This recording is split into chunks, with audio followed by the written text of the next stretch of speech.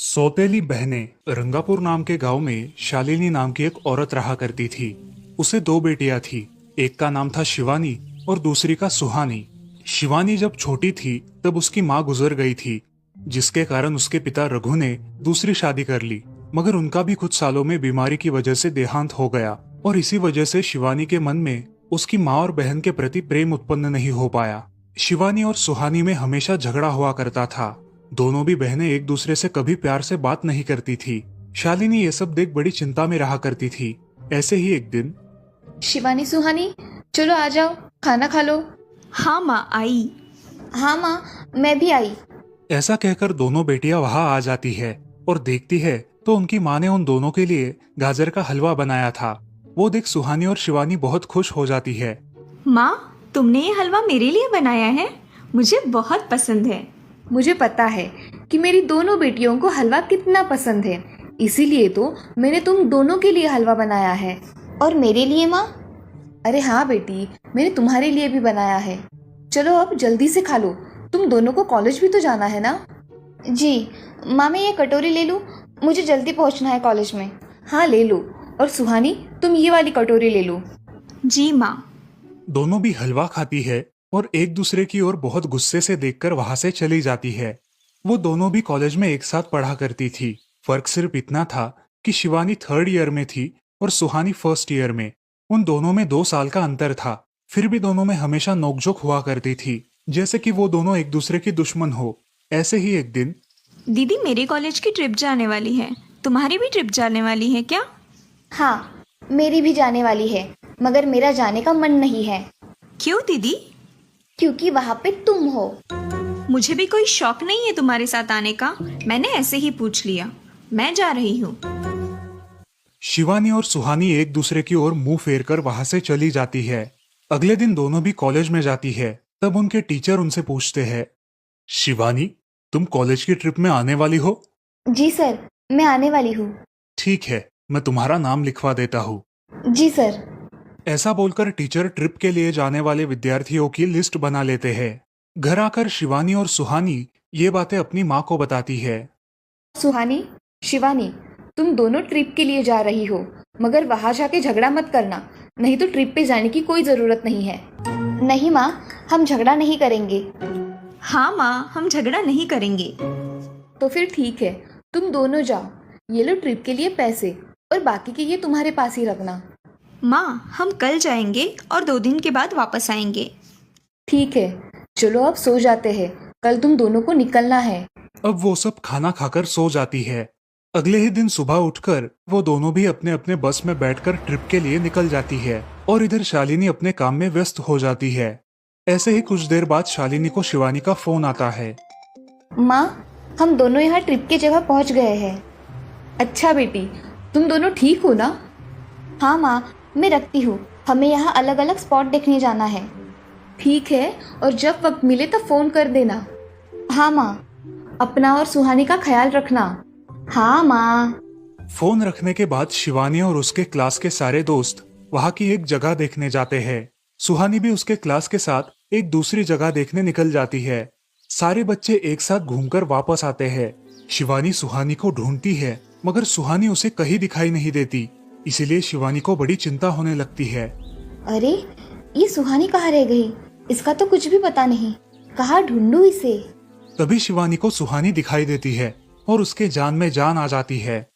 सुहानी, कहाँ गई थी तुम? मुझे कितनी चिंता लग गई थी तुम्हारी। अरे, मैं यहाँ ही थी मेरी सहेलियों के साथ, मुझे कुछ नहीं हुआ। ऐसा बोलकर सुहानी वहाँ से चली जाती है।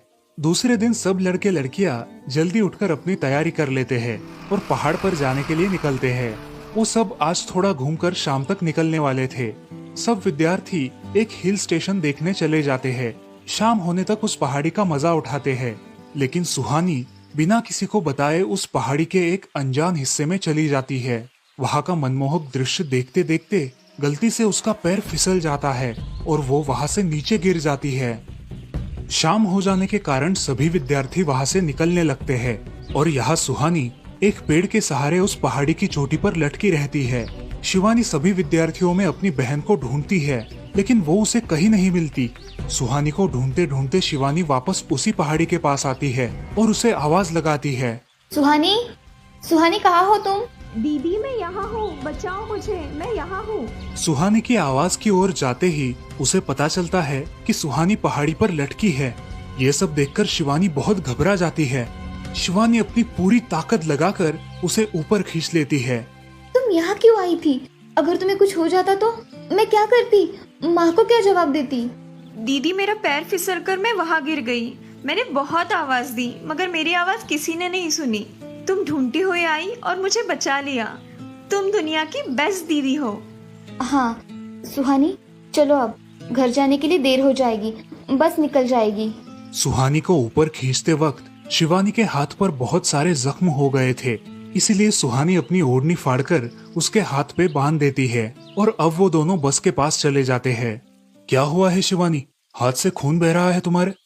कुछ नहीं सर, मैं वहाँ पे गिर गई थी, अब मैं ठीक हूँ। टीचर और सारे छात्र गाड़ी में बैठकर घर जाने के लिए निकलते हैं। घर आने के बाद शिवानी सारी हकीकत अपनी माँ को बताती है और वो सब सुनकर माँ दोनों को गले लगाकर रोने लगती है। तुम दोनों एक दूसरे के साथ होते हो, इसीलिए मुझे कोई टेंशन नहीं रहता, मगर मेरी बच्चियों, खुद का भी ख्याल रखा करो। उस दिन के बाद दोनों सौतेली बहनों ने अपने बीच की सब नोकझोंक बंद कर दी और हंसी खुशी सगी बहनों की तरह रहने लगी।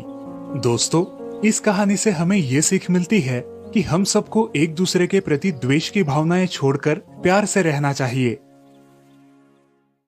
चंदनपुर नाम के गांव में चंपा नाम की एक औरत रहती थी। पति, 2 बच्चे और एक बेटी, ऐसा उनका पूरा परिवार था। उसका पति श्रीधर पोस्ट ऑफिस में जॉब करता था। उसके कमाई से ही घर चलता था। चंपा ने अपने घर के सामने एक छोटी सी दुकान खोल के रखी थी। उससे उसे जो भी मुनाफा होता वो अपनी बेटी की शादी के लिए जमा करके रखती। ऐसे ही बहुत दिन बीत जाते हैं। अब बच्चे भी बड़े हो जाते हैं। बड़ा बेटा अशोक डॉक्टर और छोटा बेटा रवि वकील बन जाता है और दोनों अपनी ट्रेनिंग पूरी करने लगते हैं। एक दिन उनकी बहन ज्योति के लिए एक अच्छा रिश्ता आता है और ज्योति की शादी पड़ोस के गांव के सरपंच जी के बेटे से हो जाती है। ज्योति बहुत ही कामचोर और गुस्सा करने वाली होती है। इसी कारण उसके ससुराल से उसे निकाल दिया जाता है। वो अपने पति को लेकर अपने मायके रहने आती है। अब चंपा का जमाई दुकान चलाता है और चंपा और ज्योति आराम से वहाँ रहती है। अरे ज्योति, जरा अपने कामचोर पति को कुछ काम करना क्यों नहीं सिखाती हो? कुछ काम का नहीं है वो। अरे हाँ माँ, उनके पिताजी ने तो उन्हें ही घर से निकाल दिया और हमारे माथे मर दिया। जाने दो, पति है।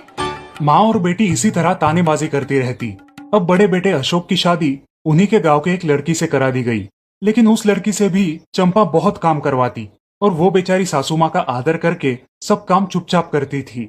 एक दिन वो काम करके थक गई और एक जगह पर बैठ गई।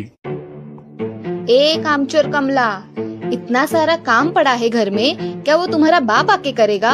चलो उठ, काम कर। हाँ हाँ माँ जी, करती हूँ।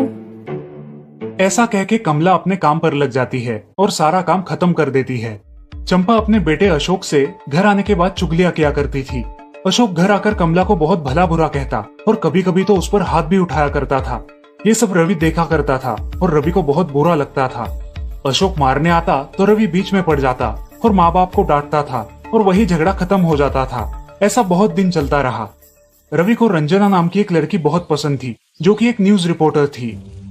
क्या तुम मुझसे शादी करोगी? मुझे तुम बहुत पसंद हो। हाँ, मगर रवि, तुम्हारे घर में तुम्हारी माँ का बर्ताव मुझे बिल्कुल पसंद नहीं है, इसीलिए पहले तुम इसका कोई हल निकालो। अरे रंजना, मैं हूँ ना तुम्हारे साथ, तुम्हें टेंशन की क्या बात है? मगर रवि, तुम भी अगर मुझे मारने पीटने लगे तो मैं तुम्हें कोर्ट में खींचूंगी। अरे हाँ बिल्कुल, वो तो तुम्हारा अधिकार है। अगले दिन रवि अपने घर में रंजना के बारे में बताता है। रवि की माँ चंपा उसे साफ मना कर देती है। रवि, तुम्हें कुछ समझ आता है या नहीं? अपनी बिरादरी की लड़की से शादी करो बेटा। इस घर में ये आखिरी शादी है और मेरे भी कुछ अरमान है बेटा। अजय, आप कुछ कहते क्यों नहीं? हाँ बेटा, तुम्हारी माँ सही कह रही है, तुम इसकी बात मान जाओ बेटा। नहीं पापा, मैं शादी करूंगा तो सिर्फ रंजना से, वरना मैं शादी नहीं करूंगा। सब चुप हो जाते हैं। अगले दिन रवि मंदिर से शादी करके घर आता है। सब अचरज से रवि की ओर देखते हैं और चुपचाप अपने कमरे में चले जाते हैं। कमला उन दोनों का स्वागत करती है और वो दोनों अपने कमरे में जाते हैं। कैसे लगा मेरा घर? अच्छा है, मगर सब मिलजुल के रहे तो और भी अच्छा होगा। रंजना, तुम्हें मेरी माँ को सबक सिखाना होगा, तभी घर के सारे सदस्य ठीक हो जाएंगे। ठीक है रवि, जैसा तुम चाहो। अगले दिन रंजना अपने घर के मंदिर में पूजा करने जाती है। तभी रुको, मेरे भगवान के मंदिर में तुम मत आओ, जाओ यहाँ से। ये कहकर सास रंजना को वहां से भगा देती है और घर के किसी भी काम को करने से मना कर देती है। तब क्या माँ जी, आज से मैं इस घर की बहू हूँ। इस घर पे मेरा भी उतना ही अधिकार है जितना कि आपका। क्या बोल क्या रही हो? निकल जाओ मेरे घर से। खबरदार अगर हाथ भी लगाया तो। पता है ना, मैं न्यूज रिपोर्टर हूँ। रातों रात खबर छाप दूंगी और कोर्ट के चक्कर लगेंगे वो अलग, समझिए आप। सास चुपचाप देखने लगी और उसकी बेटी और ससुर भी देखते ही रह गए। रंजना ने कमला से कहा, दीदी मुझे आपसे काम है, आप मेरे कमरे में आइए। और हाँ, आज से खाना ज्योति दीदी आप बनाएंगी। अरे माँ, तुम कुछ बोल क्यों नहीं रही हो? ये मुझे काम करने को बोल रही है। अजी सुनते हो, चलो मेरी मदद करो। हाँ आता हूँ। ज्योति किचन का काम करने चली गई और सास बाहर का काम करने लगी। रंजना कमला को लेकर अपने कमरे में गई और उससे कहा, कमला दीदी, आप कुछ कहते क्यों नहीं? आप चुपचाप सह लेती हो, उसका ये नतीजा है। अब देखो दीदी कैसे काम कर रही है। आप कुछ काम करती थी क्या शादी के पहले? नहीं रंजना, मगर अब घर से ही अपना खुद का कुछ व्यवसाय शुरू करने का सोच रही हूँ।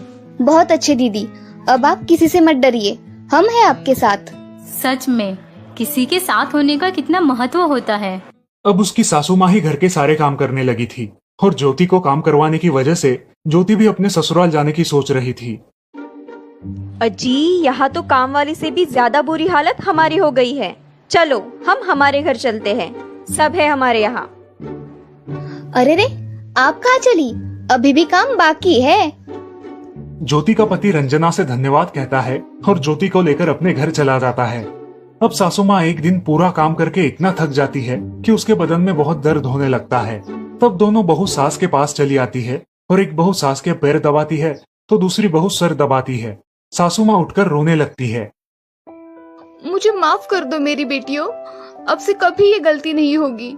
सास को उसके किए पर पछतावा होता है और ये देखकर घर के सभी सदस्य बहुत खुश हो जाते हैं। रवि और रंजना भी बहुत खुश होते हैं।